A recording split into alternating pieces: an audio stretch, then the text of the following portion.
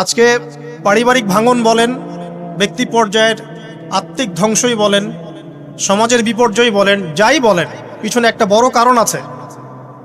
সেটা হলো আল্লাহ থেকে দূরে থাকা মানুষ, আল্লাহ থেকে হতাশ হয়ে যাওয়া। আর এই কাজটা শয়তান করিয়েছে মানুষকে আল্লাহ থেকে দূরে সরানোর জন্য। কিন্তু আল্লাহ রাব্বুল আলামিনের কাছে কেউ যদি যেতে চায়, মন থেকে যদি আল্লাহকে একটা বারও ডাকে, আল্লাহ পাক এক ডাকের মাধ্যমেও তার গুনাহ মাফ করতে পারে। দুজন ব্যক্তির ঘটনা পড়লাম। একজন ব্যক্তি প্রচন্ড রকম আবেদ, প্রচুর ইবাদত করে। আপনারা জানেন ইবলিসও কিন্তু আবেদ ছিল, ইবলিস কিন্তু প্রচুর ইবাদত করেছে। এখন ওই ব্যক্তির একজন বন্ধু ছিল, এটা বানু ইসরাইলদের ঘটনা। তো সেই বন্ধু পাপী ছিল, বিভিন্ন কবিরা গুনাহ করত। আর এই আবেদ ব্যক্তি বারবার তাকে নসিহত করত, গুনাহ ছেড়ে দাও, তুমি পাপ করছো, গুনাহ ছেড়ে দাও। তখন সেই ব্যক্তি যে পাপ করছে সে বলতো যে আল্লাহ কি তোমাকে আমার রক্ষক বানিয়েছেন? আল্লাহ কি তোমাকে আমার উপর দারোগা বানিয়েছেন? আমাকে আল্লাহর হাতে ছেড়ে দাও, আমাকে নসিহত করতে শোনা। একদিন এই আবেদ ব্যক্তি তার বন্ধুকে একটা জঘন্য পাপ করতে দেখলো, এমন একটা পাপ যেটা দেখে তার মনে ধারণা আসলো এটা চরম জঘন্য একটা কাজ। তখন সে মুখ ফসকে বলে ফেলল যে আল্লাহ তোকে আর মাফ করবে না, আল্লাহ তোকে জান্নাত দিবে না। আল্লাহ রাব্বুল আলামিন মালাকুল মউতকে এই দুজনের কাছে পাঠালেন, দুজনের রূহকে কবজ করা হলো। এবার আল্লাহ পাক তার সামনে তাদেরকে উপস্থাপন করে বললেন যে তোমাকে আমার রহমত সম্পর্কে কে গ্যারান্টি দিয়েছে যে আমি কাউকে রহমত করব কি করব না? যাও, আমি তোমাকে জাহান্নামে পাঠালাম, ওই ব্যক্তি যে আমার রহমত প্রত্যাশা করেছে আমি তাকে জান্নাত দিয়ে দিলাম। দেখুন, এই হাদিসটা শুনলে মনে হয় বাহ্যিক হয়তো বা মুখের একটা কথার কারণেই সে জাহান্নামে চলে গেল। আসলে বিষয়টা এমন নয়। বিষয়টা আমি আপনাকে বোঝাচ্ছি। বিষয়টা হচ্ছে ইবলিসের মতো। ইবলিস কিন্তু শুধু মন থেকেই বলেনি যে খলাকতানি মিন নার ওয়া খলাকতাহু মিন তিন, আমি কেন তাকে সিজদা করব আদমকে? আদম তো মাটির তৈরি আর আমি তো আগুনের তৈরি। এটা ইবলিসের শুধু মৌখিক স্টেটমেন্ট ছিল না, কারণ কি ছিল? আবা ওয়াস্তাকবার, সে উদ্ধত হয়েছিল, অহংকার প্রদর্শন করেছিল। ভিতর থেকে ইন্টারনালি সে অহংকারী ছিল, সে আন্ডার এস্টিমেট করে কথাটা বলেছে, শুধু মৌখিকভাবে বলে নাই। কিন্তু ঠিক এই ব্যক্তির ঘটনা এমনই, সে মন থেকে অহংকারী হয়ে উঠেছিল, যদিও বা সে আবেদ ছিল। এখানে আমরা যারা প্র্যাকটিসিং মুসলিম হওয়ার চেষ্টা করছি, আমাদের জন্য এখানে নিদর্শন আছে। পাঁচ ওয়াক্ত নামাজ পড়েই ভেবে বসবেন না যে অনেক কিছু করে ফেলছে, এক চিল্লা দিয়ে মনে করে ফেলবেন না যে দিনের জন্য অনেক কিছু করে ফেলছে। একটা হজ করেছেন, ওমরা করেছেন, সিয়াম রেখেছেন, দিনের জন্য দান সদকা করেছেন, একটা মাদ্রাসা মসজিদ করেছেন, ভেবে বসবেন না আপনি সব অনেক কিছু করে ফেলেছেন এবং অন্যরা সব ককরোচ তেলাপোকা, ওরা জাহান্নামে যাবে, এমনটা মনে করবেন।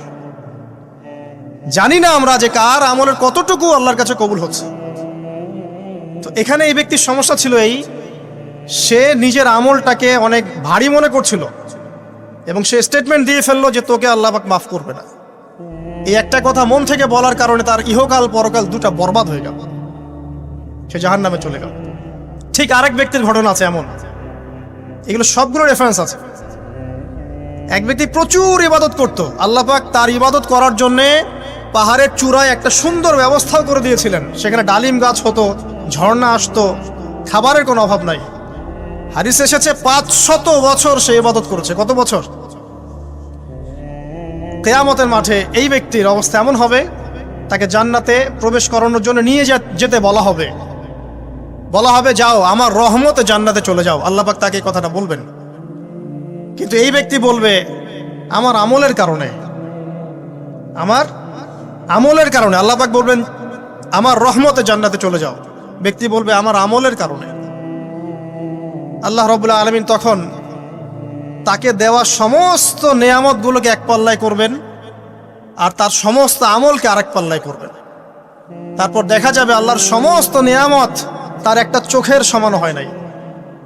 কথা কি বুঝতে পারছেন? একটা চোখের যে নেয়ামত আল্লাহ পাকের, সমস্ত আমল ও 500 বছরের ইবাদত এতটুকু হয়নি। তারপর তাকে বলা হবে ওকে জাহান্নামে নিয়ে যাও। এবার জাহান্নামে যাওয়ার সময় সে বলবে আল্লাহ তোমার রহমতে আমাকে মাফ করে দাও।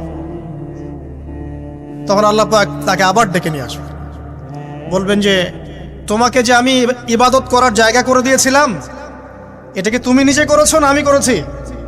সে বলবে আপনি করেছেন। তোমাকে যে আমি সৃষ্টি করেছিলাম তখন কি তুমি কোন আমল করেছিলে? বলবে না। তাহলে তোমাকে যে সৃষ্টি করেছি আমি, এটা কি তোমার আমলের কারণে? না। তোমাকে সারা দুনিয়াতে এত নিয়ামত দিয়েছি, এটা কি তোমার আমলের কারণে? সে বলবে না। তখন তাকে জান্নাতে প্রবেশ করানো হবে। কিয়ামতের মাঠে এমন অনেক ঘটনা ঘটবে যেটা আমাদের চিন্তার বাইরে। আরেকজন ব্যক্তিকে ডেকে আনা হবে, যে ব্যক্তি একটা দুটা নয় বরং 100টা খুন করেছে।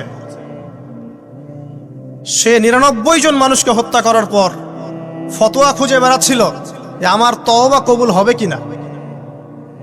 একজন আবেদের কাছে গিয়েছে। আবেদ আর আলেম কিন্তু এক জিনিস না। আবেদ মানে যে প্রচুর ইবাদত করে, তার জ্ঞান কম, সে শুধু জানে কিভাবে ইবাদত করতে হয়। আলেম হচ্ছে সে যে শরীয়তের গভীর জ্ঞান জানে, আবার ইবাদতও করে। আবার যারা জ্ঞান আছে আমল নাই, সেও কিন্তু প্রকৃত আলেম না।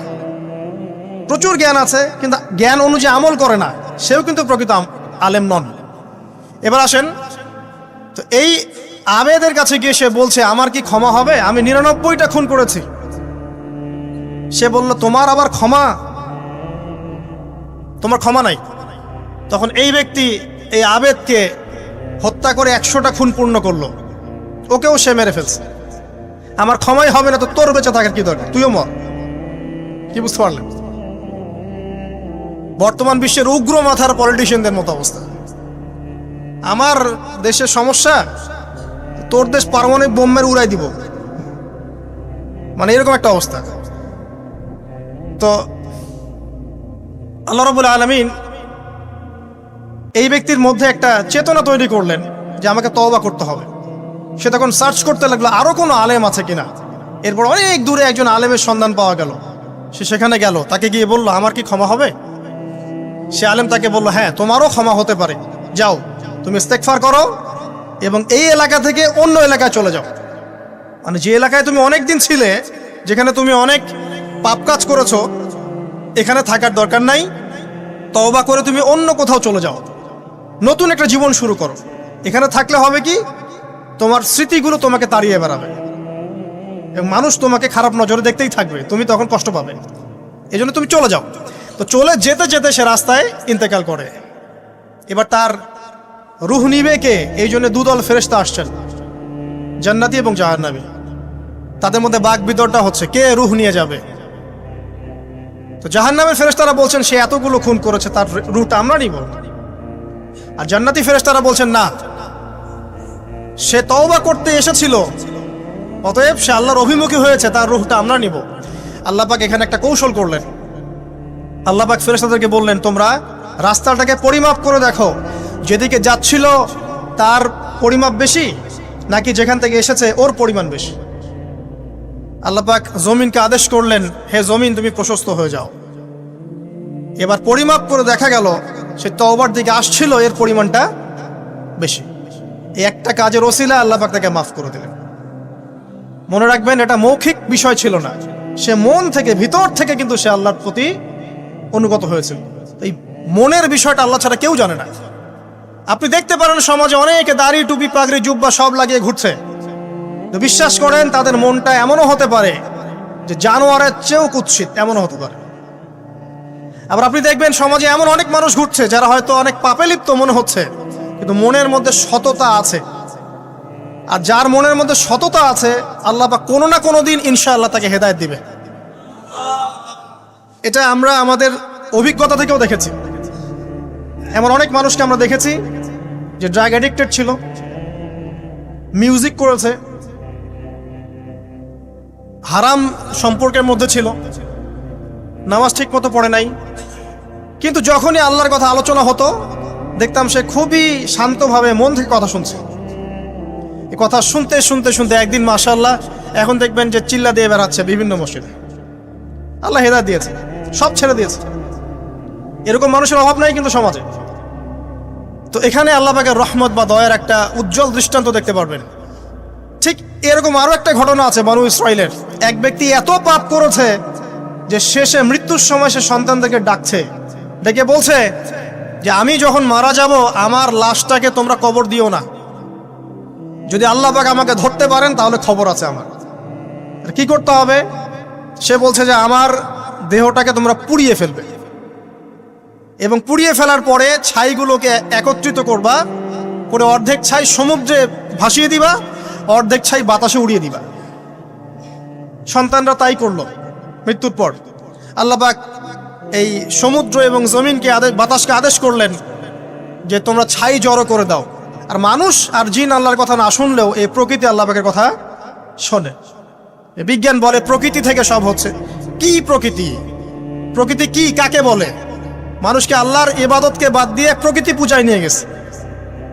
এই পুরো প্রকৃতি আর মহাবিশ্ব এক আল্লাহর ইবাদত করে। কে সৃষ্টি করলো প্রকৃতি?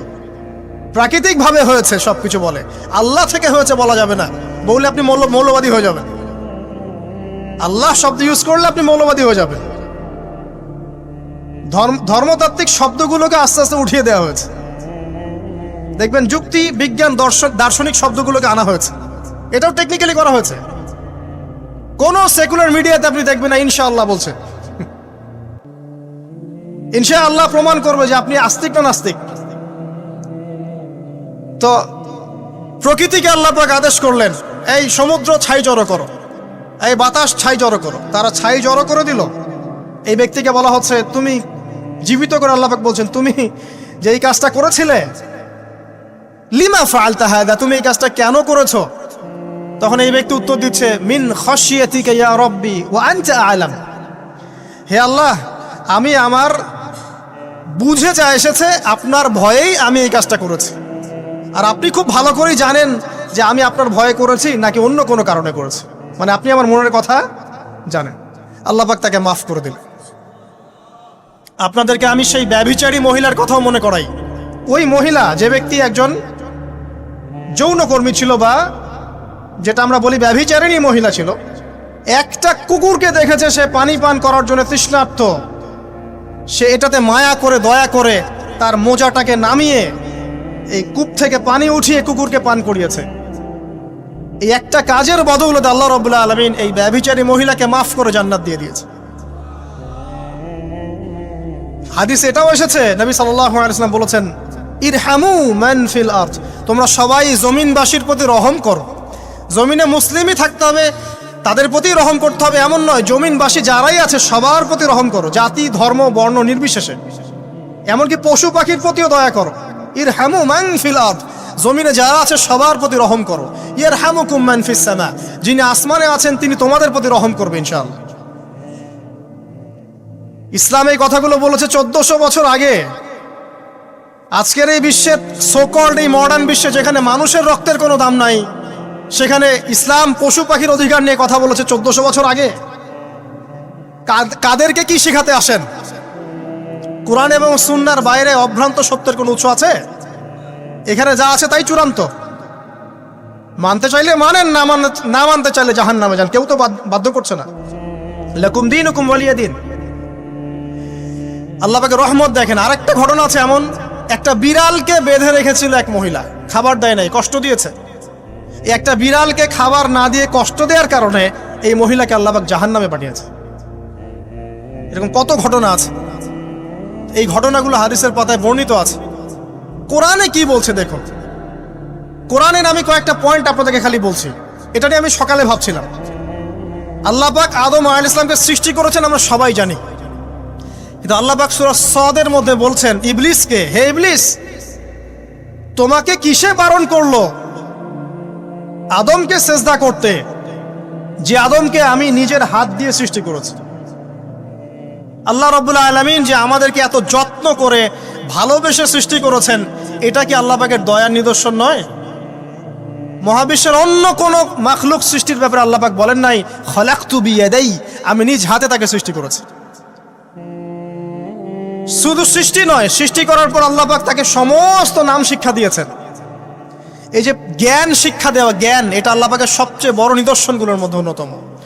এবং আল্লাহ পাকের সবচেয়ে বড় দয়া, আমার মত এটা, মানব জাতির উপরে আল্লাহ পাকের সবচেয়ে বড় দয়াটা হচ্ছে কি জানেন? আল্লাহ পাক আমাদেরকে জ্ঞান শিক্ষা দিয়েছেন, ওহী নাজিল করেছেন। এটা সব কিছুর ঊর্ধ্বে। কারণ আপনি তওবা করবেন, জ্ঞান লাগবে। নামাজ পড়বেন, জ্ঞান লাগবে। রোজা রাখবেন, জ্ঞান লাগবে। যাকাত দিবেন, ইলম লাগবে। আপনি দিনের যে কোনো আমল করেন, ইলম লাগবে। জান্নাত জাহান্নামের পথ খুঁজে পেতে হলে ইলম লাগবে। দেশ চালাবেন, ইলম লাগবে। অর্থনীতি চালাবেন, ইলম লাগবে। ইলম ছাড়া কিছু নাই, ইলমের উপরে কিচ্ছু নাই। এই ইলমটা আল্লাহ পাক কাকে শিক্ষা দিয়েছেন? আদম আলাইহিস সালামকে।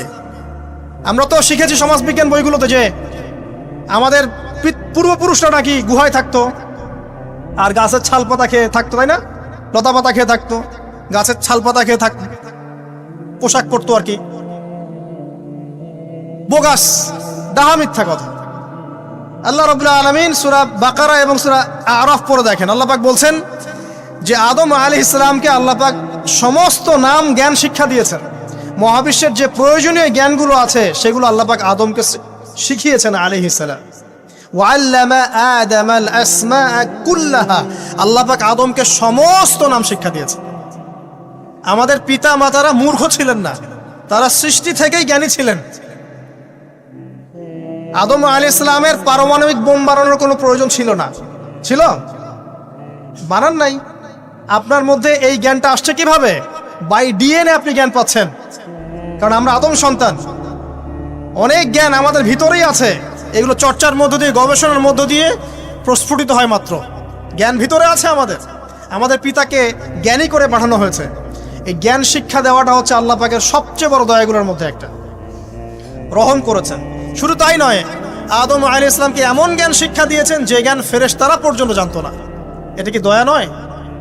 এটা কি আদম সন্তানের প্রতি ভালোবাসা নয়? তারপরে সেজদা করিয়েছেন। মহাবিশ্বে অন্য কাউকে কি সেজদা করানো হয়েছে? কোরআনে কি এমন কোনো দলিল আছে যে আদম আলাইহিস সালাম ছাড়া অন্য কাউকে সব ফেরেশতারা সেজদা করেছেন? আছে? তাহলে এই যে সম্মান দেয় আল্লাহর পক্ষ থেকে, সম্মান কিসের ভিত্তিতে? সম্মান শারীরিক ক্ষমতার ভিত্তিতে। সম্মানটা কি কারণে? জ্ঞানের কারণে, ইলমের কারণে, জ্ঞানের কারণে সম্মান। এই সম্মান দেয়াটা কি আল্লাহ পাকের রহমত এবং দয়ার নিদর্শন নয়? অতএব সম্মান পেতে হলে, আল্লাহর রহমত পেতে হলে সেই জ্ঞানের চর্চায় আবার ফিরে আসতে হবে। আপনি যদি আজও সেই ওহির জ্ঞানের চর্চা করেন, আল্লাহ পাক এই পৃথিবীবাসীর বুকের মধ্যে আপনার জন্য সম্মান পয়দা করে দিবেন ইনশাআল্লাহ। দেখেন, ওই সেই জ্ঞানই যদি আপনি এখনো চর্চা করেন, আজও আপনি সম্মানিত হবেন ইনশাআল্লাহ। ব্যক্তি চর্চা করলে ব্যক্তি সম্মানিত হবে, একটা পরিবার চর্চা করলে ওই পরিবার সম্মানিত হবে, একটা সমাজ যদি চর্চা করে সেই ওহির জ্ঞান, ওই সমাজ সম্মানিত হবে। একটা দেশে যদি আপনি ওই ওহিভিত্তিক জ্ঞান ছড়িয়ে দেন, পুরো দেশকে আল্লাহ পাক সম্মানিত করবে ইনশাআল্লাহ, পুরো জাতিকে সম্মানিত করবে ইনশাআল্লাহ। আরো সামনে যান। এই যে আদম এবং হাওয়া আলাইহিস সালাম গাছের কাছে চলে গেলেন, ফল খেয়ে ফেললেন, কারণ আমরা আদম সন্তান, ভুল করি। আল্লাহ পাকে সাথে সাথেই বহিষ্কার করে দিয়েছেন?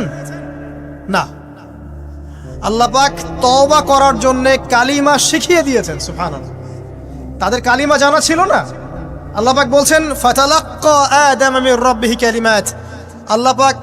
আল্লাহ পাকের কাছ থেকে আদম আলাইহিস সালাম কিছু বাক্য শিখে নিলেন, যেই বাক্য দিয়ে ফাতাবা আলাই, সে আল্লাহর কাছে তওবা করলো। কোন সেই বাক্য?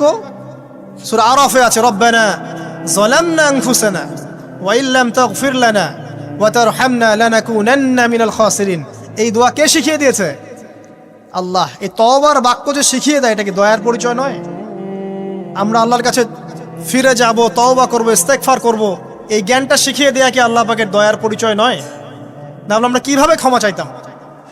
কিভাবে ক্ষমা চাইলে আল্লাহ পাক সমস্ত গুনাহ মাফ করবেন, এই পদ্ধতিগুলো বলে দেয়া কি আল্লাহ পাকের দয়ার পরিচয় নয়? তারপর সামনে যান। পৃথিবীতে নামিয়ে দিয়ে আল্লাহ পাক ক্ষান্ত হয়ে যাননি।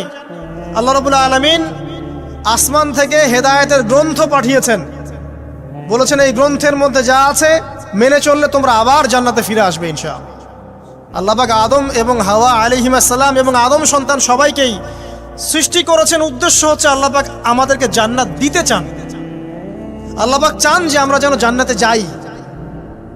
যদি আমরা জান্নাতে যেতে না পারি পরকালে, একটা কারণে যেতে পারবো না, অনলি একটা কারণ, সেটা হলো আমাদের নিজের দোষে।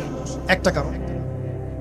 যারা জাহান্নামে যাবে মানুষ এবং জিনদের মধ্যে, নিঃসন্দেহে মহাবিশ্বে তারা ছাড়া জাহান্নামে যাওয়ার উপযুক্ত কেউ ছিল না। ও জাহান্নামে যাওয়ার উপযুক্ত ছিল বলেই আল্লাহ পাক তাকে জাহান্নামে পাঠাবেন। আর যারাই জান্নাতে যাবে প্রত্যেকেই শুধু আমলের বদৌলতে যাবে না, বরং আল্লাহ পাকের রহমতেই যাবে। কেউই তার আমল দিয়ে জান্নাতে যেতে পারবে না।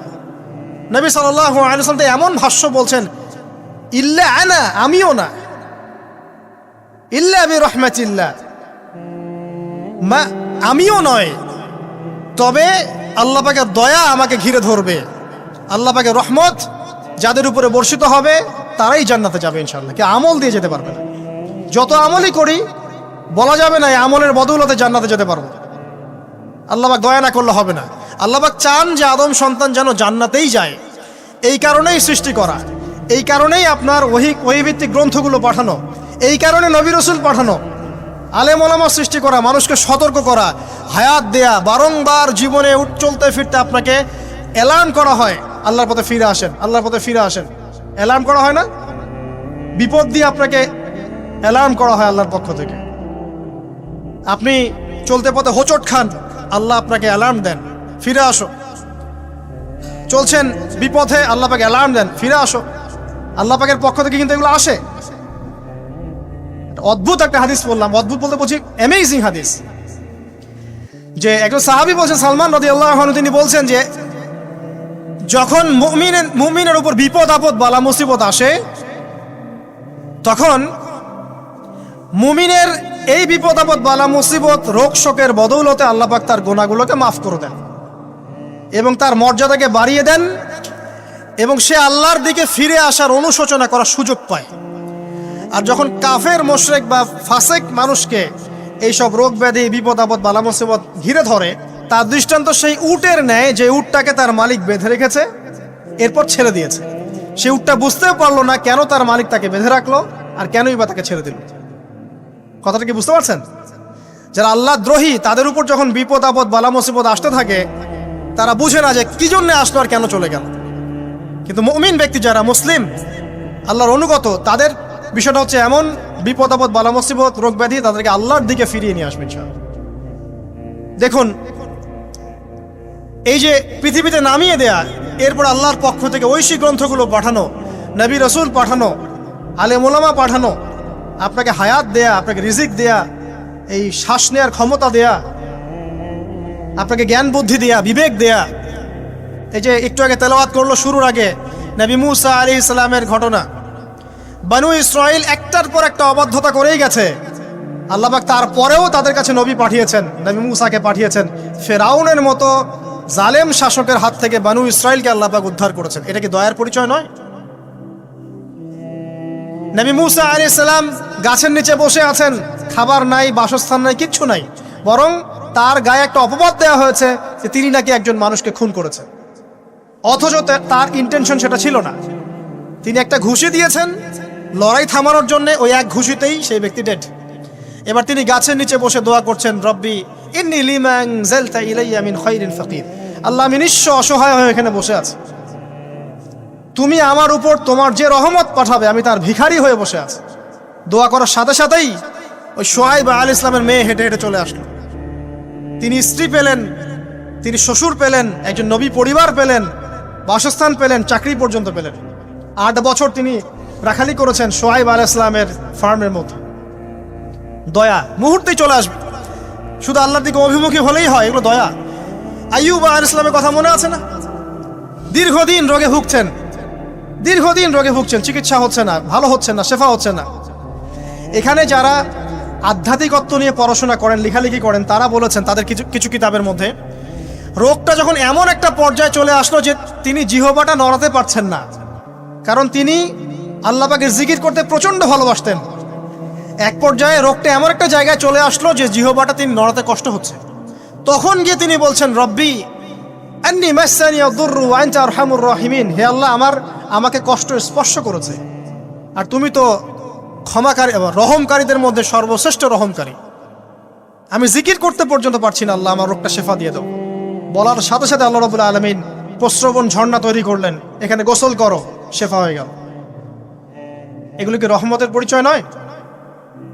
এখানে এক শ্রেণীর স্কলার এমনও বলেছেন, আজকে আমরা যারা বাহ্যিক সৌন্দর্য নিয়ে বেশি গর্ব করি আর কি, আত্মিক সৌন্দর্যের চাইতে বাহ্যিক সৌন্দর্য নিয়ে যারা বেশি গর্ব করি, যদি আল্লাহ পাক আমাদের পোশাকটাকে পরিবর্তন করে দেন, আত্মাটাকে দেহের পোশাক দেন আর দেহটাকে আত্মার পোশাক বানায় দেন, তাহলে দুর্গন্ধে কি আমাদের সামনে আসতে যাবে না। কথা আপনারা বুঝতে পারছেন না? আইয়ুব আলাইহিস সালামের আত্মাটা ছিল পবিত্র, পরিশুদ্ধ, তার দেহের মধ্যে রোগ হয়েছিল। আর এই পুরো বিশ্বের ম্যাক্সিমাম লোকের মানুষের রোগ এখন আত্মায়, দেহে নয়। আবার বলছি, হয়তো বুঝতে পারছেন না। আইয়ুব আলাইহিস সালামের রোগটা হয়েছিল দেহে, বাইরে।